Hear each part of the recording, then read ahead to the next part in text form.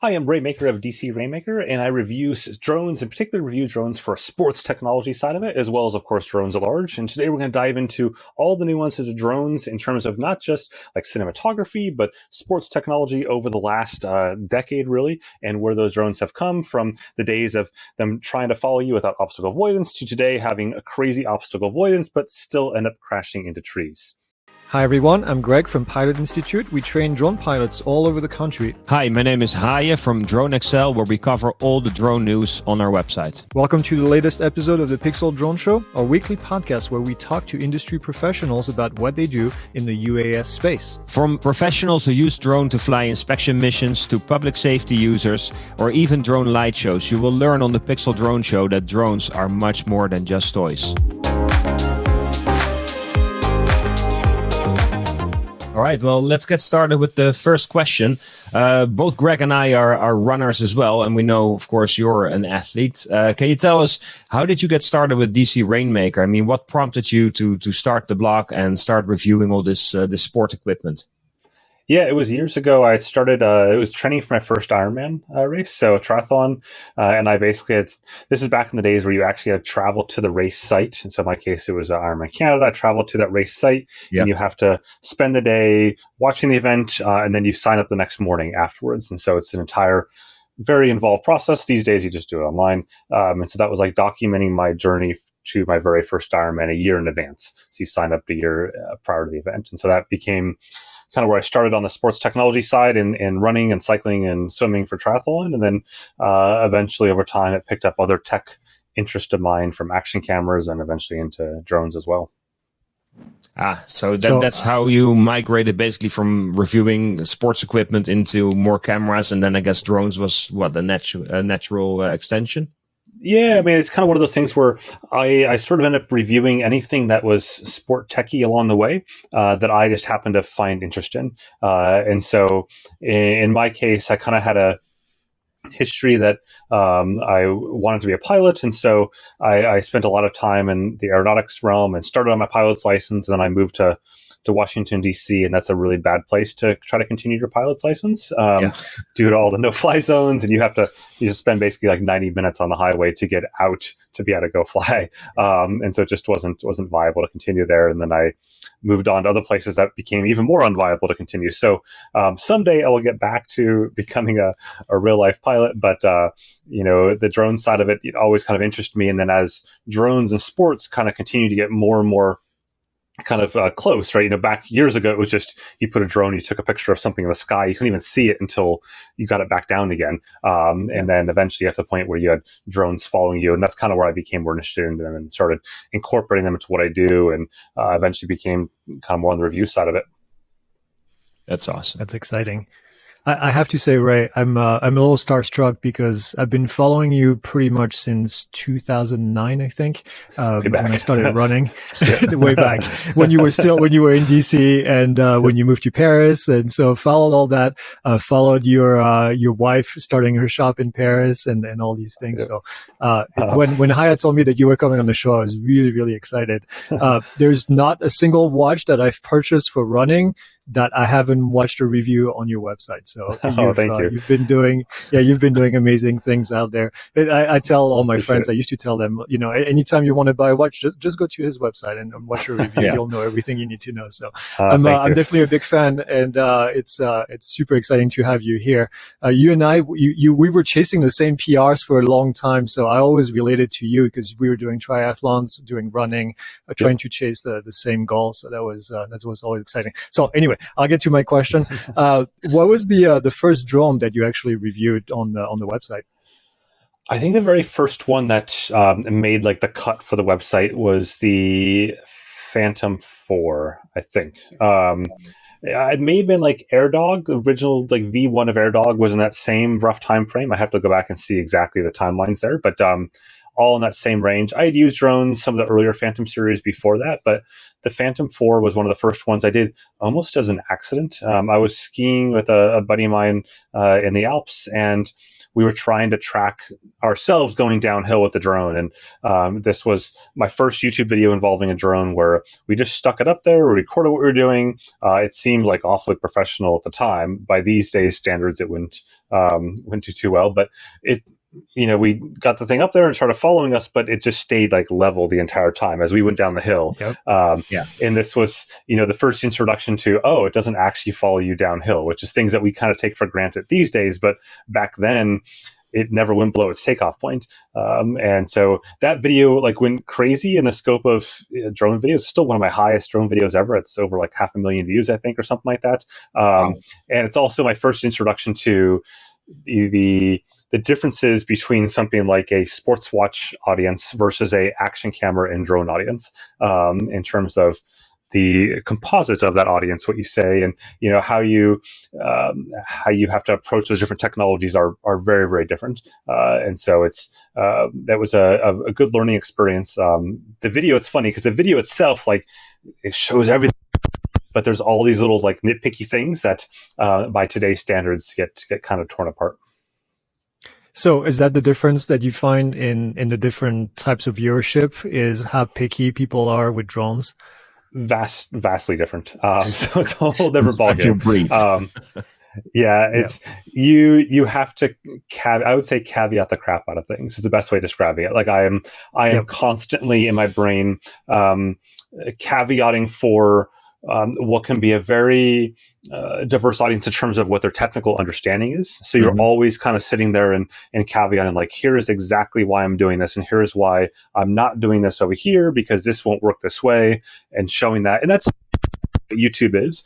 But I've learned that like the age range for a drone video, an action cam video, is often very, very large in terms of being, young teenagers all the way up to 70 something, versus like a, sports watch for an Ironman. You're not typically attracting a very young audience for that. You're attracting someone that's, at the low end, maybe in the 20s or 30s, but I mean, it's just a different group of people. And so, I've learned to like, just kind of do things differently for that audience than I would on the a sports watch or something like that. Yeah, that makes sense. Going back to the Phantom 4 that you took with you in the Alps. I mean, a Phantom 4, if you package that in a backpack, it's pretty much the entire backpack is dedicated to the drone, right? I mean, you have the props, you have the batteries, you have the controller. Like, it's bulky, it's heavy. Also back then, like you pointed out, obstacle avoidance didn't allow the drone to descend and follow you as you work your way down the mountain. How has that changed since the more recent drones that we have now? Like, where have you seen the improvements, and are we there yet in terms of having the perfect drone for somebody like yourself who's an athlete and wants a drone to be able to follow you and record your activities? We're definitely not there yet. We're getting closer, but it's kind of it's always been like, 2 steps forward, 1 step back. So like the backpack is a great example of that. I remember those days. I still have it floating around somewhere here. This like pseudo hard shell backpack that you took with you. And so you had to decide, like, are you carrying things for the rest of the day? For a whole day of skiing in the Alps means you never come back to the lodge. You're out there, for the entire day. And it's like, okay, I'll carry the drone today and you carry our other things. And that's just the way it worked. Versus now it's the size, not even the size of a running shoe, right? A mini drone, or even like the older Mavic Airs and stuff are tiny. But we've also seen, so while we've seen advancements, of course, in camera technologies and active track from a following perspective, like back then, you were lucky if you can get active track to follow you for even 30 seconds, 30 seconds for it to follow you without getting distracted by something. Even like if you were in the middle of an empty desert, it would get distracted by something in 30 seconds, let alone trees and all those sort of things, right? So you had like generally miserable, you had obstacle avoidance, generally miserable, and then you had this whole thing to carry with you. And so we've checked off a lot of those lists, and that it's smaller, right? The mini series is tiny, and with the Mini 3, its active track is just as good, if not arguably, I would say even better actually, than something like the Mavic 3 in terms of what it can do. And then you've got things like obstacle avoidance, where you have drones like Skydio that just have insane obstacle avoidance as to what they're able to do, and tracking as well. They're in that same boat of just they track certainly better than DJI does in most cases. And then you have cinematic stuff in terms of like the photo and the video side of it, and the specs and all that has obviously improved. But there's still elements that are clunky. So in the case of Skydio, right, you've got this drone you can throw in the air that's great, and you don't actually have to have a remote control. It just follows you, and you throw your phone in your pocket or whatever the case is, and life is grand, or the beacon. But unfortunately, in the case of DJI, you still have to have this controller with you, which years ago too, like with the Phantom 4, you actually didn't have to have your controller. You could use your phone and even put it in your pocket, and it would do the whole controller follow me. They used to call it follow me mode. That was the difference between the controller following or the person. And they've unfortunately gone away from that, which is too bad in the last couple of years. I would love for DJI to either go back to phone control, because in an athletic sense, I don't need a drone to be like 200 meters away. If you're following an athlete, it's going to be within 100 meters, if not within 20 or 30 meters. Didn't the Mavic Air, the original one, didn't that also allow you to fly from the phone? I mean, I know from a pilot's perspective, people always like, oh, you can't fly a drone from a phone because it's inaccurate and stuff. But if you use it like the way you use it, where you want the drone to follow you in a relatively close distance, not having to worry about the controller, and your phone is something you probably have with you anyway, it makes sense, doesn't it? Exactly. So the Mavic Air, the original one, supported that up to 100 meters or so. And it was like reliable at 80-ish. And kid you not, I still use that drone today for tracking because if I'm out cycling and I'm going for a 100-mile ride, the last thing I want to take with me is one more thing in my back pocket. But the Mavic Air fits my back pocket, a single pocket, just fine. It's got 4K.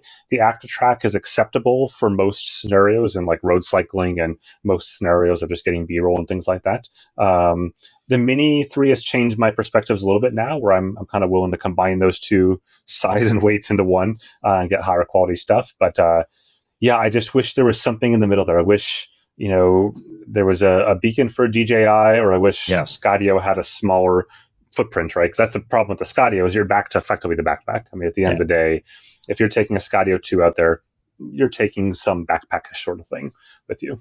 Yeah, bigger. Where do you see this technology going in the future? Next 5 years, what would be to you what would make it perfect? I think perfect would be a Mini 3 size drone with a Mavic 3 telephoto lens and a Skydio beacon would be perfection. And Mavic 3 optical avoidance. So, or actually, not Mavic 3, Skydio optical avoidance. So flip that around, if you will. Take a Skydio drone and put DJI cinematics into it. And foldable arms and legs, I guess.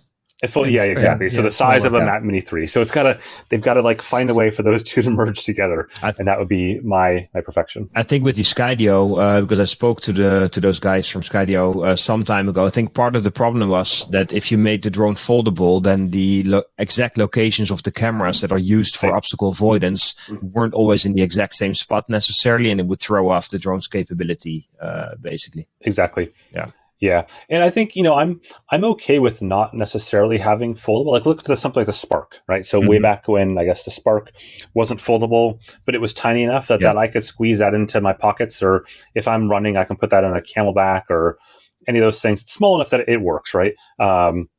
If you could have the functionality of Skydio in that package, that would be amazing. And I don't actually need like super long battery life from a sports tracking standpoint. It's nice to have 30 or 40 minutes on the Mini 3, but practically speaking, most of the shots you want are going to last like 5 to 7 minutes at most. It's funny because in now we've been recording the PiXL Drone Show for more than a year, and we've spoken to all these different professional drone pilots using drones in different ways. And it's like, depending on how they use drones, their wish list for what the ideal drone is changes. So now we're talking to somebody like you, and now all of a sudden, let's say flight time is not so important. Whereas in our previous show, we were talking to somebody who works for search and rescue operations. He's like, oh, I need battery life. I need battery life. More the better. So it's funny how when you talk to different people that use drones in different ways, their requirements, of course, change as well.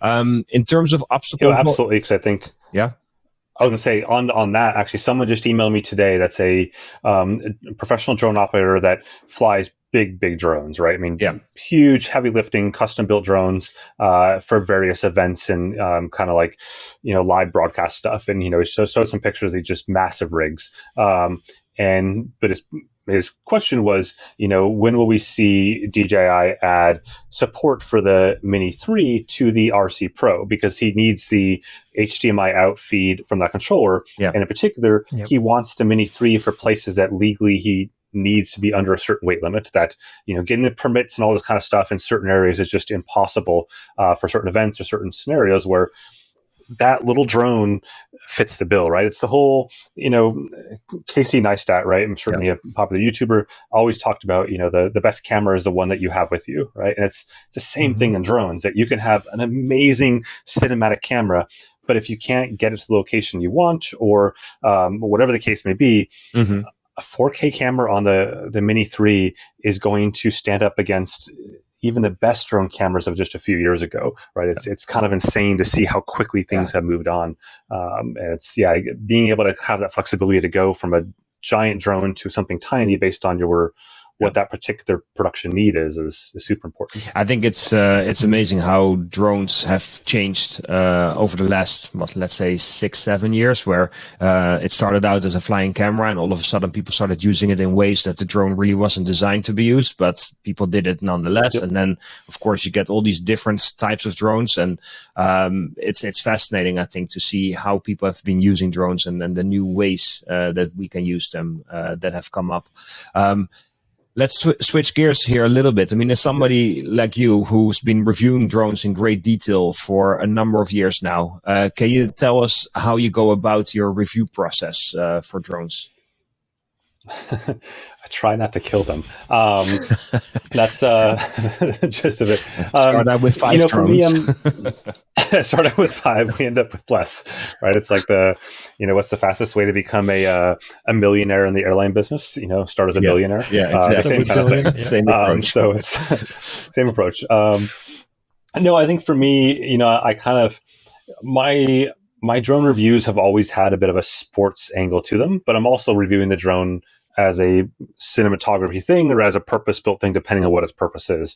So I'm mostly going to start on the sports side, the tracking side, and seeing how well that performs and seeing how well it is for all sorts of other things. But the cinematography aspect is a huge piece of it. And I think if you look at my review process and how I kind of walk through that, I'm going to be grabbing B-roll for things that I might want using those drones and trying to get those same shots on those drones in review that I would in normal everyday life. And I was in the Caribbean a couple weeks ago while I was shooting the Mini 3 review, but I was using that footage for other videos and other reviews that I have that have nothing to do with drones. And so, to be able to use that footage and think about, okay, does this drone fit what I need to be able to, replace other drones? And like an example was I was trying to get some shots out in the water, in the ocean with some deep surf, doing some open water swimming and stuff.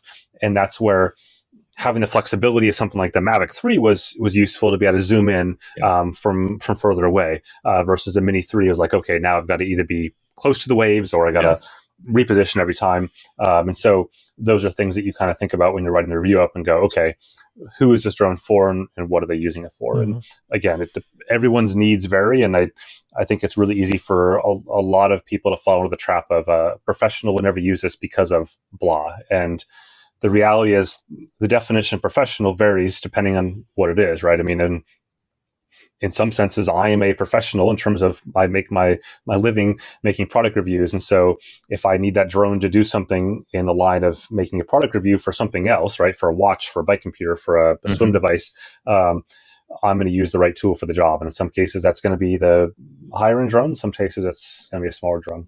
Now, if you review a watch, it doesn't really matter, right? Because a watch you can use everywhere. There's no rules. You don't need a license or anything like that.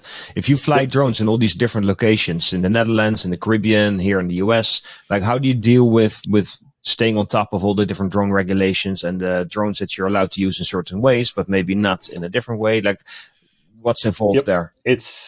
It's a nightmare. I am without, I would argue that there are very few people in the YouTube drone realm that are as nitpicky on legal rules as I am in terms of making sure every single item is absolutely perfectly crossed.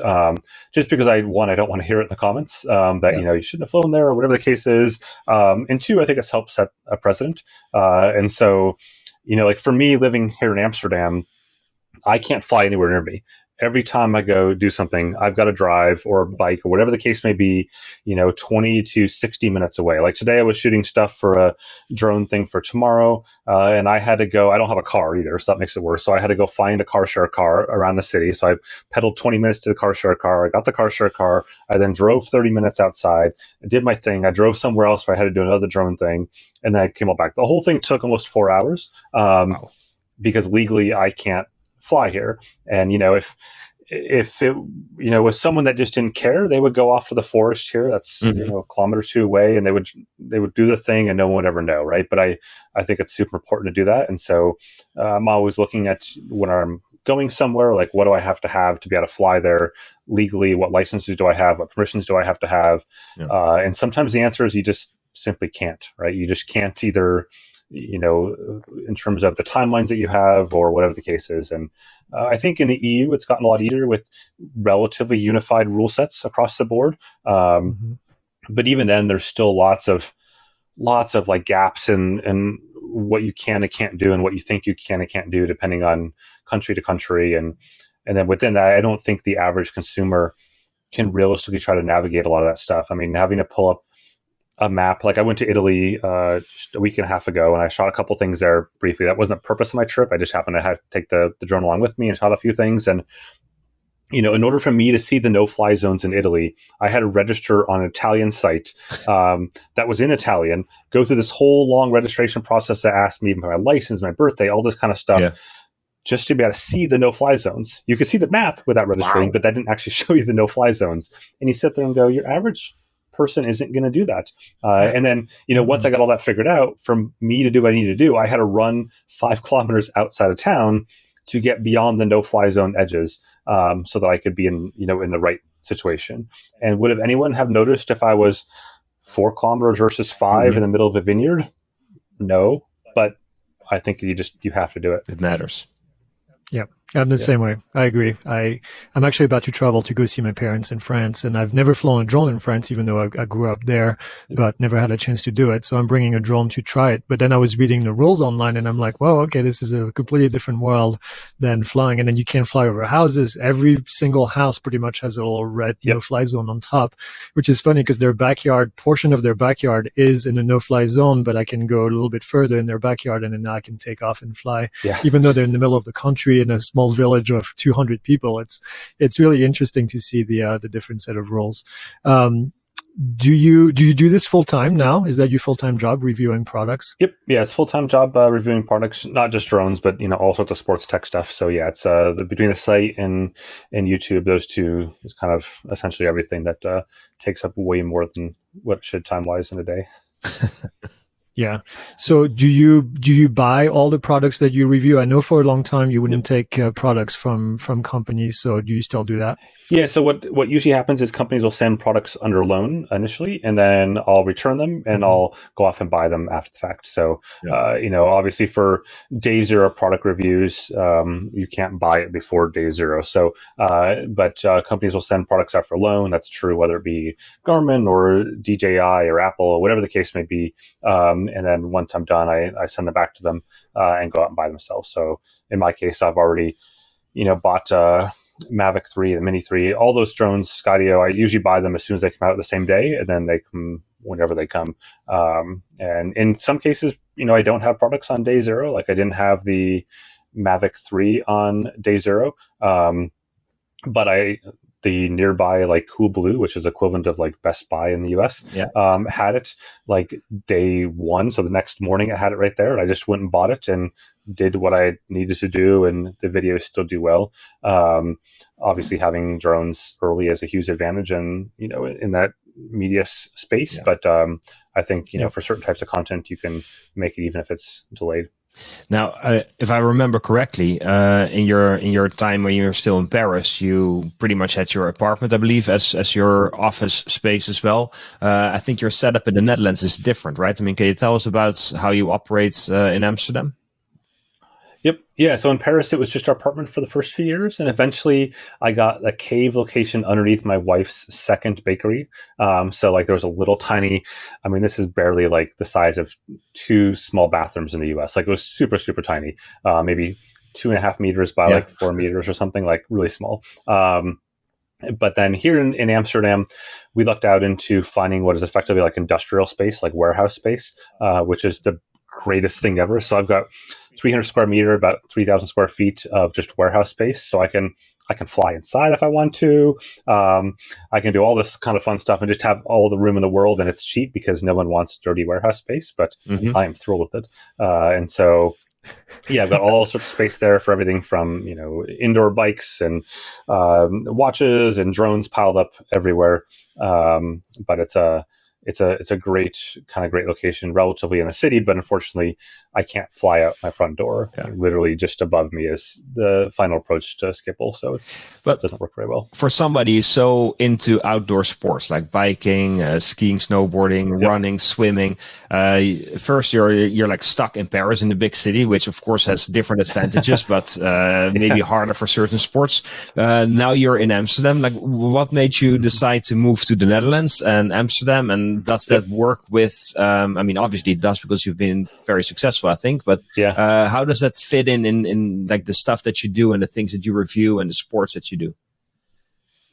Yeah, so for in Paris, I was there initially for work. I worked for a large company before I kind of did this full time, and so that was out there. And moving to the Netherlands, we had come up on the train from Paris to Amsterdam like a couple times a year. It's maybe 3-hour train ride, and always enjoyed it here. It's always a very bike focused city, and so we kind of got to the point with having 2 kids at the time that were like, you know what, we're curious to try to get out of the city itself. And so we moved to Amsterdam, which we're still in the city, but it's not as in Paris, we lived across the street from Notre Dame, like literally across the street. So we were as close as you could possibly get to the center of Paris, symbol on the ground there.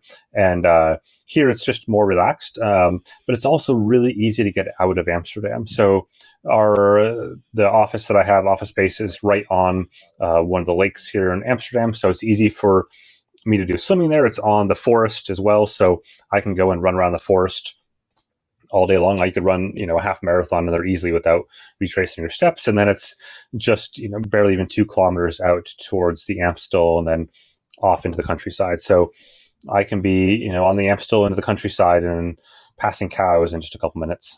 So it's one of those things that you're close in the city, but there's cows just at the end of the street right here. So it's it's kind of funny how that kind of blended together. Yeah. Good combination. Yep. I remember when you had all these trainer boxes in your apartment in Paris and you're trying to figure out where to put everything in that little apartment. We still have trainer boxes everywhere trying to figure out where to put it. Even if, I think when you just get more space, you just collect more things, right? Yeah. Eventually you have to make hard choices with less space. I just have to make less hard choices now, but it's, Yeah, we moved our Operation Pilot Institute from 220 square feet to 3,500 square feet. And then I was like, how are we ever going to fill out this space? And then a week later, it was just full of stuff. Just, you just learn to expand. Well, I think stuff everywhere, especially like for us, the pandemic hasn't helped with the last 2 years because we don't really have any guests in there otherwise. It's just myself and my wife that work on there. And so, this 3,000 square foot space. And so over the course of 2 years of no one visiting, you're like, oh, we probably should tidy up around here. It's getting kind of crazy. Yep. When the world reopens. Setting up. Yeah. So do you still film everything yourself? Do you ever hire a crew to help you? No, everything's all myself. My wife helps me a bit on some of the editing, just rough cutting stuff, just basically taking my A-roll and cutting it down. And then from there, I'll layer and all this stuff. But all the filming, everything else out and about, it's all just me putting cameras on tripods and microphones and hoping they all work. And sometimes they do, and sometimes they don't. You must make pretty long working hours, no? If you do all the writing, the photos, the editing, the recording, everything. There are some very long days. Yeah. These next few days are very long days for some products coming up over the next 24, 48 hours. And sometimes it's quieter too. But yeah, there's just, it's a never ending kind of stop of stuff or never ending pile of stuff where you just have to sort of sit back and decide what's going to make the cut and what's not. But also, I mean, let's say take the Mavic 3. I mean, you get that drone, and then you have to do all the recording, the write up, and all that stuff. But first, before you even can get into that, you also have to fly the drone and just figure it out and see what works and what doesn't work, and kind of form your opinion. How much time do you dedicate, let's say, to getting to know the next product that you're going to review? It totally depends on the products. I think, some products, in general, I'd say my preferred timeline is between 3 and 5 weeks to have a product, to use it before, getting a review on it. And for the most part, that works out pretty well for most companies these days. Some products are longer, some products a little bit shorter, but that's the general gist of it. And, the number of times I need to utilize that product can vary. So like with the Mini 3, for example, I had that for a while. And so I probably had 30, 40 flights on it before, I got my review kind of figured out and sorted out, which by that point I felt super confident that I understood that drone inside and out. And then sometimes you don't really need 30 or 40 flights. You kind of figure things out within maybe half a dozen flights or 10 flights, and you can kind of got a pretty, locked on idea. And then that remainder of those is sort of filling in the edges of the picture, if you will, of things that you're like, oh, I didn't know how that would have worked in that scenario. And, sometimes too, you have to be careful, because when you get so far down that road of so much usage, you can kind of become a bit blinded by the little quirks that are in every product, right? That, there's always things you want to improve. And I think it's easy for any reviewer, myself and otherwise, to always try to find, nitpick everything, right? And sometimes you have to step back and go, no, this is just a really good product. And other times you say, no, this is just a really bad product. And we saw those, like in the case of drones, we saw the two extremes in the case of DJI over the last 8 months, between the Mavic 3 launch being, I would classify as a proper dumpster fire, and then the Mini 3 being smooth, probably. Yeah, super smooth, super well done. Very, very small things to nitpick on in the grand scheme of things. It's things that, again, it's easy to nitpick on. Like people can talk about range with the DJI RC, right? And the limited range there. And then you have to step back sometimes and go, yes, but do I really need this drone in this controller to fly more than 1 kilometer away from me, more than 1,500 meters away from me? In most scenarios, right? In most places on Earth, that's considered illegal, right? So I don't need it to do that. And I appreciate that some people may have that particular need and have the ability legally to do that. But the overwhelming vast majority of us don't. And so I know to kind of balance you get the coolest shots typically when you fly low and close to subjects anyway. I mean, there's no need to have a drone 10 kilometers away from you. Maybe if you're in search and rescue and stuff, but for the majority of people flying drones, not necessary. Most regulation doesn't allow it anyway. So have you ever come across a product so bad that you were going to do a review, but you decided not to? Not generally, no. I pretty much, I do reviews based on not whether or not the product's good or bad, but based on whether or not I have the time to finish it, and whether or not it's something my audience is interested in, to be honest. Like, I think, I was super hard on the Mavic 3 repeatedly, over and over and over again back last fall, because I felt like it deserved it. I felt like it was released way too early. It didn't work well. I mean, I put one of them in a canal I had to go fish out, like another one. I saw that. I mean, just it's just things and that was the least of its issues in the grand scheme of things. And so I, dropped my reviews and stuff like that as they were. And the same is true for other products. When I don't tend to release reviews, it's simply I've run out of time, like in terms of the number of products on my plate. And especially if I get something later than announcement date. So if something comes, 2 weeks or 4 weeks after announcement, my desire to do a review has, kind of gone down quite a bit, because now there's less interest in that. And thus I'll get around to it when I get around to it. Which, talking about dumpster fires and everything, there's 2 drones I want to talk about specifically. First one is, did you ever review the GoPro Karma? Remember that one? Yep, I did. That was, that was a rough drone. I actually pulled it out the other day because I was trying to look at it for relation to the GoPro Bone stuff, and kind of talking about, GoPro getting back into that sort of drone scene in general. But man, that was it was just a product that missed the mark in so many ways relative to that time frame. Like setting aside the whole battery falling out thing and drones falling out of the sky. The reality is that it was so big compared to its competitors of those days. Well, the Mavic came out at that time. The Mavic Pro, the original, that was the destroyer of that drone. I had my finger on the buy button for the Karma when I heard about it coming out, and then I think like 2 days later, DJI announced the Mavic Pro, and I was like, oh, never mind.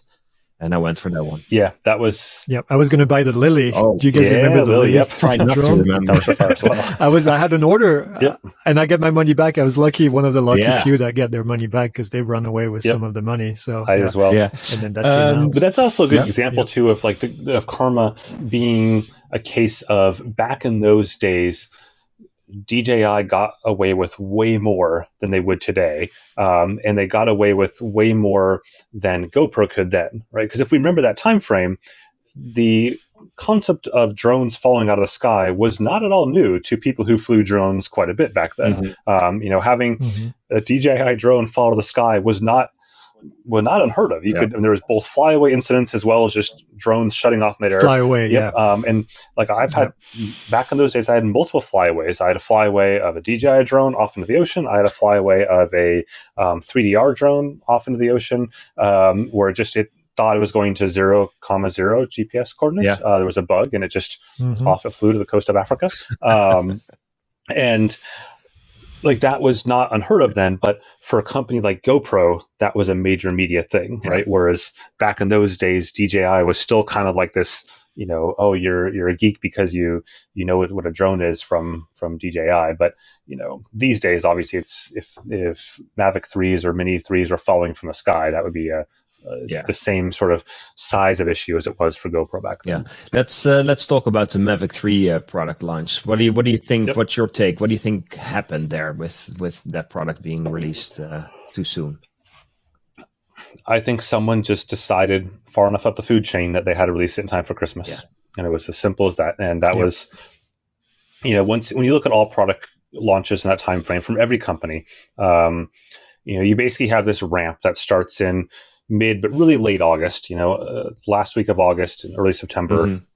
And those are the products that they carry through until you can squeak by a product launch as late as the last week of October, maybe the first week of November. But from a market standpoint, from all the companies that sell products out there, the Walmarts, the Costco's, all that entire range, they need to have those products locked by early October, September-ish timeframe. And so you have to make decisions realistically in September whether or not your product will launch and be available for Christmas, because they're starting to lock down all of the Christmas stuff. The same thing is true of magazines across any product range. Companies are buying ad spots for magazines that'll be coming out in September, October, November for holidays. And I think DJI decided probably in that September to early October timeframe that this is what they were going to do. And as we saw, the product just wasn't ready. I mean, it fundamentally wasn't ready, not just in the sense of like crashing into canals, but in the sense of the features that people expect for a $2,000 to $5,000 drone. They didn't match what was available in a Mini SE at the time. I mean, like there was features that a Mini SE had that a Mavic 3 didn't. It's just... I don't understand how that happened. Do you think that DJI has become more greedy, that they're more focused on money? I mean, there's a few things I think that kind of hint in that direction. I mean, the Mavic 3 is one where they rushed to get it to market before Christmas, even though the drone wasn't ready, and they acknowledged that because they promised all the other features and firmware updates. But I've seen it in other cases as well. Like when they launch a new product, you can buy it on DJI.com, but you can't get it at Best Buy yet. Well, sometimes you can, even before the launch, but you can't get it at B&H. You can get it at Amazon. Like they kind of take the initial flow of orders and kind of keep it for themselves. They've done something similar with DJI dealers where for the enterprise drones, where now you can buy the enterprise drones directly from DJI. So they kind of circumnavigate the dealers. Like they've done the same thing with affiliate rates for people that review their products. Do you think that they've become too greedy at this point? I mean, there's an element to that. I think that's an area where we have to sort of separate are like what impacts us or impacts dealers or distributors versus what impacts consumers, in the sense that, one of the challenges, I guess there's two different things there. One of the challenges, if we look back at historically people buying DJI products on launch day, is it was darn near impossible to actually find them, because DJI themselves had a handful on their site, if at all, back in the day. You always had to go to third-party retailers, and there was this whole crazy game of, have you called all these little tiny hobby shops across the US, right? I remember that game, and you're sitting there like, well, Joe's Crab Shack in Arkansas has them. There's three like, left. Why does Joe's Crab Shack have? Yeah, and he's got them. It's like, but he doesn't even sell drones. He sells like lawnmowers, and he has these things. And so, I think from a consumer standpoint, that was frustrating. Versus, I went on DJI's site the moment they announced the Mini 3, bought it, and it showed up the morning it was available on the 17th, right? So the next the first day it was here, like.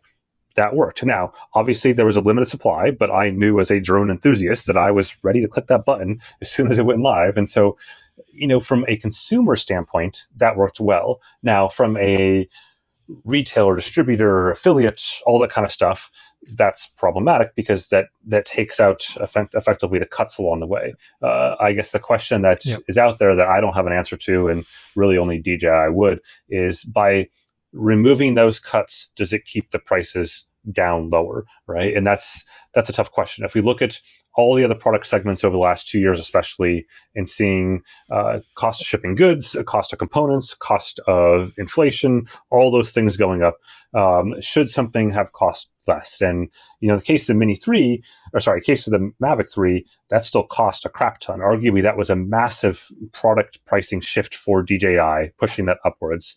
Probably too high. And then on the flip side, the Mini 3 price was in the general ballpark of where it's been if you account for inflation. Like, it's, again, I don't know if that's DJI looking back over the last 8 months and learning and saying, oh, that didn't work well. We should readjust here. Yeah, and also I think DJI for the longest time has been trying to take as much market share as they could by volume, right? So they've been selling their drones at volume, which also makes it cheaper. They've taken a big hit with the public safety, especially in the US, not being able to sell some of these drones because of the political things going on. Yep. So they may be at the point now where the price they were selling before may not make a lot of financial sense, and they have to raise as well. You were talking about their technique to release a product. I feel like DJI is a lot more like Apple these days than they've ever been before, where you see the product, you buy it, it's available, as opposed to Hotel, for example. Hotel, I think, has yet to learn how to do that. They release a product, and then it takes 2 months, 3 months before you even see it hitting the shelf. And then the buzz is gone. And then probably another drone came out before that, and then it's too late. Have you seen any other companies doing kind of the same thing DJI is doing in the drone space? Because I don't think I have.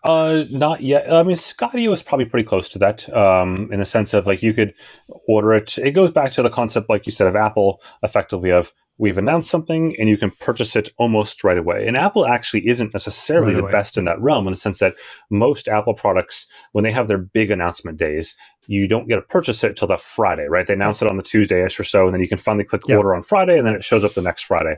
But when I talk to companies across the sports technology space, one of the things I talk about is that you have one article to convert someone to buy your product. You have one chance, one article on day zero at launch time.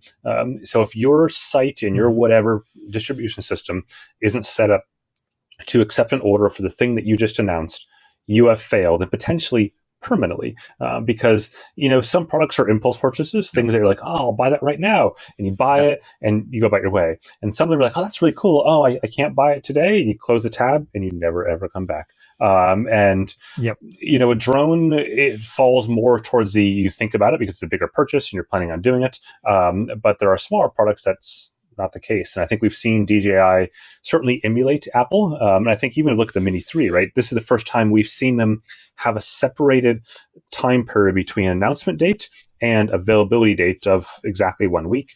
And people don't like that. People don't like that. Now, from a media sense, it's great because I have a week to get stuff done. I have a week to put out unique content. But But I can also understand the flip of that, and that, if I went back to the Mavic 3, my ability to put out videos in the Mavic 3 that did extremely well was because I could walk into a store the next morning and buy it, versus I couldn't have done that with this. Yeah, I noticed the same thing. If I look at the traffic on Drone XL, and if you research what people search for more on the day that the product is launched, the search traffic just goes through the roof, and it will still be high the next day, but it tapers off incredibly fast as well. So I totally agree with you that if you miss that initial spike, you miss a lot of momentum. Absolutely. Yeah, but it's always actually surprised me that Apple hasn't shifted that time frame closer between the availability of purchase and whatnot. Again, in Apple's case, you're talking big ticket items. People are generally not impulse buying a $3,000 or $5,000 Mac, but still there are plenty of items that people do impulse purchase buy at various price points, depending on what how much money you have, I guess. Yeah. I'm curious about how you remember all the specs from all the products that you review, especially when it comes to comparing with the previous product. I know, we have a ton of drones in our office that we use on a regular basis, but from time to time, I have to go back to a year ago and I'm like, I don't even remember what this drone does specifically. So we take extensive notes. We actually created a database to keep track of all this stuff. How do you do it? How do you make sure that when you talk about an older product, you don't get things confused and that it's 100% correct? Yeah, mostly I've got my own notes, but one of the challenges I think I have with, I've got a product database for watches and things like that. And, for the longest time, that was relatively easy to maintain because firmware updates to products were few and far between, right? In the sense that, back 8 years ago, companies released bug fixes and maybe a few little minor things on their watches and bike computers, but nothing much. These days, that's expected. It's new settings. Now it's vastly different. There was, some changes to watches a week or two ago that were just released 4 months ago that are huge, and there's going to be another set of changes next week that are huge upgrades that fundamentally change that database, if you will. And the same is kind of true for drones, though less so in the case of DJI and Skydio. The amount of change they have tends to be relatively minor. Mavic 3 excluded because, again, it started so low that it only had so much room to grow. But yeah, for me, I'm mostly looking at my own notes from launch, but I find more and more I'm double checking firmware release notes is sort of my ground truth for where things are. So I'll look at the specs on the site, and then I'll look at, the actual firmware update notes. And then a lot of times I'll just simply take out drones and double check them. I'll make sure they're fully updated on firmware, older ones, and double check that they haven't changed since launch. And most times they have. And you're like, okay, that actually does have that feature now. And, it's like if I looked at my notes from the Mavic 3 launch, it'd be missing everything. And if I looked at my notes from the Mavic 3 launch in 36 hours, it'd be missing yet another set of things that are coming out, right? So it's tough to reconcile all that. I kind of quickly want to go back to being in the Netherlands. I think one of your more intriguing videos, at least I found, were your high-speed wind tests. I think it was in the harbor of IJmuiden. Yep, That's exactly. one of the benefits of living in Holland. It will be windy soon, and it will be raining as well. Can you tell us a little bit about those wind tests and maybe what you've experienced? Some of those drones I think might have been blown away, perhaps, or. I am 100% successful on wind tests. And it's funny. So the very first drone wind test I did was actually in the Netherlands well before I ever moved here. I went on vacation here with my family, I don't know, a number of years ago. And I put the little Spark up in the air on the beaches down near The Hague or Den Haag. And it was, again, my first wind test. And I just basically, you could see the sand blowing across. I mean, it was howling. And I threw it in the air and it did fine. I showed some basic stuff and took it down again. And people were like, what? That's crazy. How did a little drone do that? And eventually, I was then, the next thing I was with the Phantom 4, I think it was, and the Mavic, original Mavic in the Canary Islands, and the same thing up in the mountains. And it was just howling through there. And I'll just throw this in the air and show how well this does. And eventually that got to living here. And like you said, it's the greatest thing ever. Because if it's not windy today, it's going to be windy tomorrow, and really windy. And I've, over time, found that Pure out there is just the best place on earth to shoot these videos because it's consistently windy. Nobody goes out there. I mean, a few people will go out there, but on the worst days, I am alone out there, which is good from a safety, regulatory standpoint, etc. and there's a lighthouse at the end, 2 lighthouses, depending on which way the waves are coming. The waves crash over. Like, it's cinematically perfect for this. But I also spend a lot of time preparing for those videos and preparing in terms of like the format itself is very repeatable. But I've never lost a drone in a wind test because I know what the actual limits of the aircraft are. And at the end of the day, when it comes to drones and wind, it's a very, very simple formula is what is the top speed of the aircraft that I can fly, and then keeping the wind speed below that. And I know that DJI adds a buffer on top of that. And so I know as long as I'm in that ballpark, I'm good. Yeah. I'm lucky that both ends of the pier actually have weather stations on them that are, super accurate and accredited and all that kind of stuff. So I can see the wind speeds in real time on both ends. Updated, I can see predictions up to 10 days in advance. I've got my own wind speed tools I take with me to validate that as well on the ground. And I've also make sure I'm always doing tests. In most cases, the wind is coming from the sea into the beach. Yeah. So I go out in the pier a kilometer or so walking, and then I do my test out there. And so if worse comes to worse, it'll fly towards the beach, and I just put it down on the beach. But I've never lost one.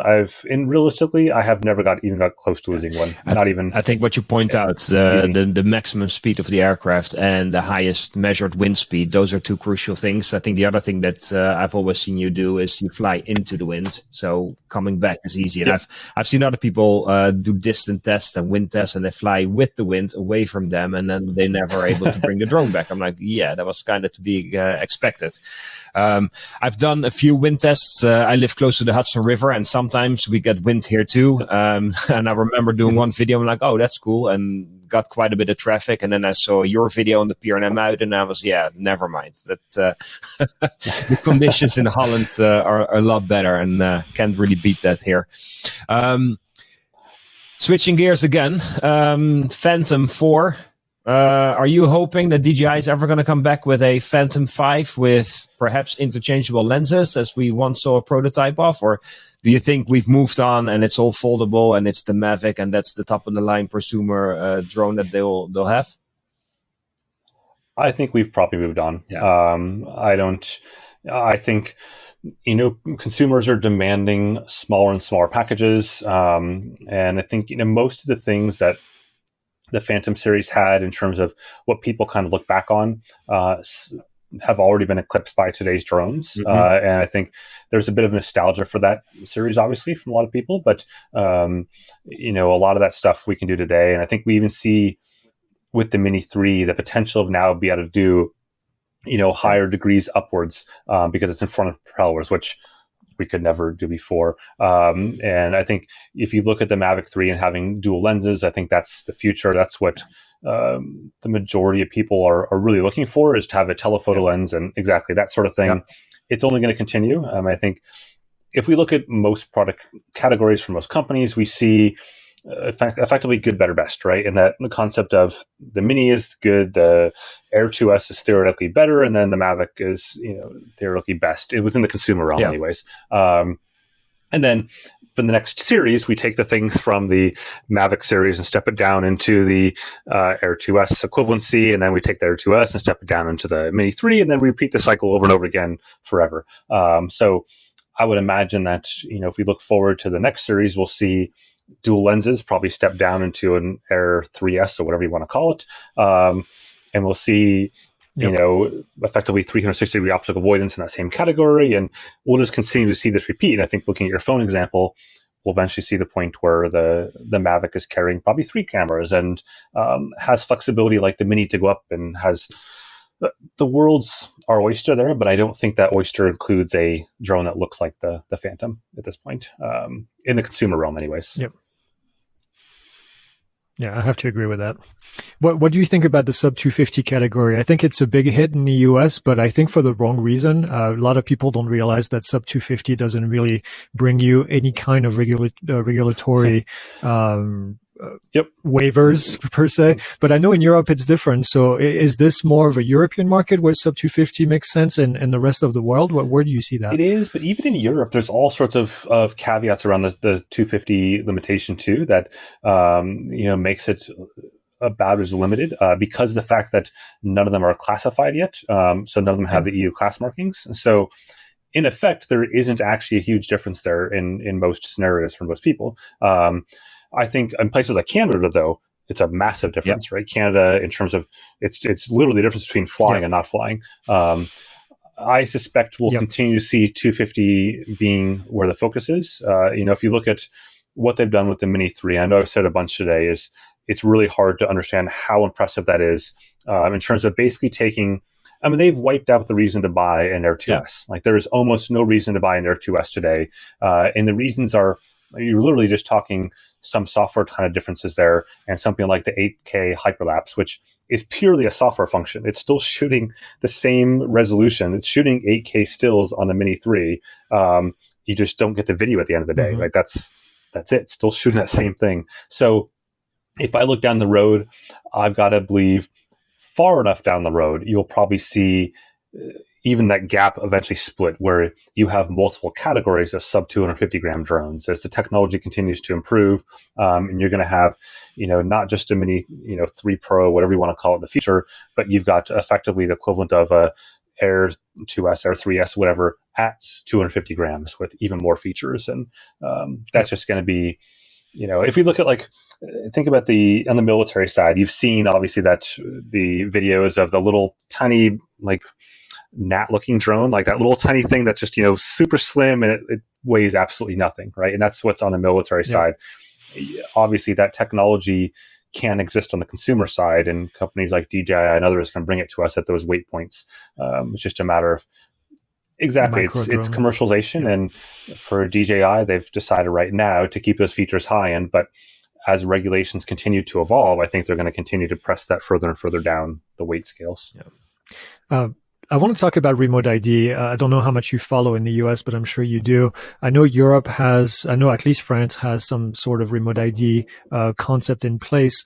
How do you feel about that? What's the implications for you as a person who flies? It doesn't bother me too much personally, in the sense that I'm licensed in the EU to fly, and if I have to have another step to be able to identify in my aircraft, I'm okay with that because I'm flying in the right, So I'm hoping that for things like remote ID, I prefer that to having no fly zones at all, right? So I prefer having remote ID type of technologies that say, hey, here is this person, and here's how to get a hold of them if you need to, or whatever the case may be, versus saying, you know what? This entire area is off limits, right? This whole thing here is a no-fly zone.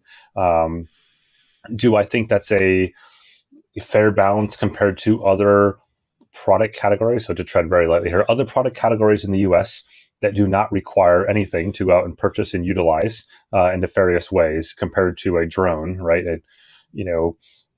It's insane making those comparisons, but that's the reality of the situation. And the bar is far higher in the US to buy and illegally fly a drone than it is to get other product categories. And that's just, kind of the cause and effect of various things, political as well as, even just consumer fright, right? The idea of a drone landing on the White House steps, right? That steps up the regulatory attention there, and there's cause and effects of that. So if remote ID and those similar technologies is a solution to allowing us to still have drones, not just as a hobby, but professionally, then I'm okay with that trade-off. But I think there has to be, maybe then some lessening of the no-fly zones and things like that, where they make sense, rather than just throwing everything under no-fly zones. Do you think that remote ID is too much of a one-size-fits-all approach, where they have one set of rules that is going to apply to everybody flying whatever drone they fly? Whereas if you look at, my way of looking at it is that if you have companies that use drones for delivery purposes, let's say, and they have bigger drones and they fly in different areas, maybe the regulations there should be more strict so we know what's going on, versus a kid who gets a drone for Christmas from Best Buy and flies a drone that doesn't even weigh 250 grams. Maybe the rules for those cases should be different. Do you feel that the rules aren't, how do you say that, as developed as they should be to kind of cater more specifically to all these different use cases? Yeah, I think a lot of them they've been reactionary. It's an incident happened. Now we have to do something, right? It's, having worked with the federal government in a previous life, I understand reactionary in the government quite well. And everything is, something's happened, we must react right away. How do we show that we're reacting? And that's how a lot of these rules have happened. I think we look at the use of a product from a business standpoint, right? I mean, there are very few other areas in US law, for example, where there's a difference between someone using a product for a business purpose and a consumer purpose, and having a difference in, having to have a license, right? The fact that I want to be use a Mini 3 to take photos of a house for a listing, for real estate listing, pops me into the commercial category, or even to upload a video on YouTube and have it monetized means I'm commercial, versus unchecking the monetized box. That same flight, that same everything means I am not commercial. And that doesn't make sense. And, for better or worse, here in Europe, we don't have that distinction, as long as we're talking certain weight classes anyways, where, you're judged based on the weight of your drone and what the drone has potential to do, not judged on what you're going to do with that drone in terms of the footage after the fact. And I think that we see that across a wide range of stuff. And remote ID is kind of one of those areas.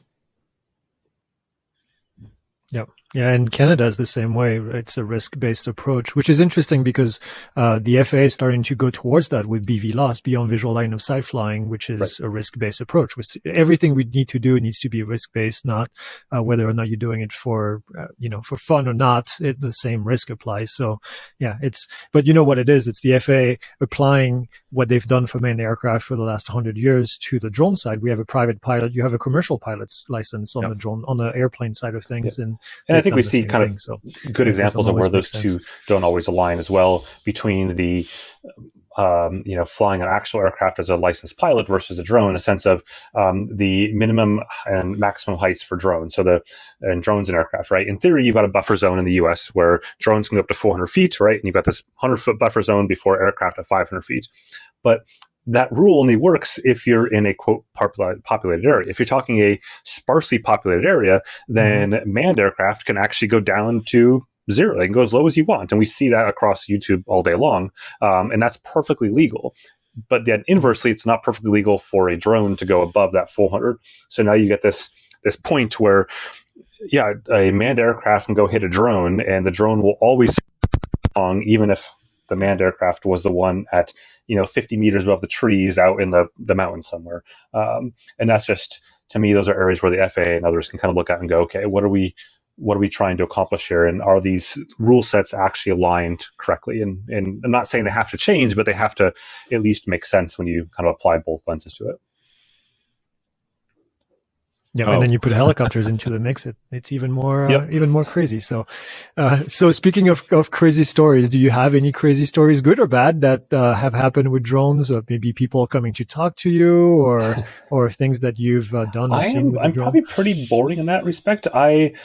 I dislike having people around me when I'm flying drones. I will sit there and wait forever. Kind of back to like the earlier discussion, I am like super by the book. I will sit out there. Like today, I was trying to get some stuff done for tomorrow, and I waited like 15, 20 minutes for this family to leave. And they were super friendly. They just were curious, right?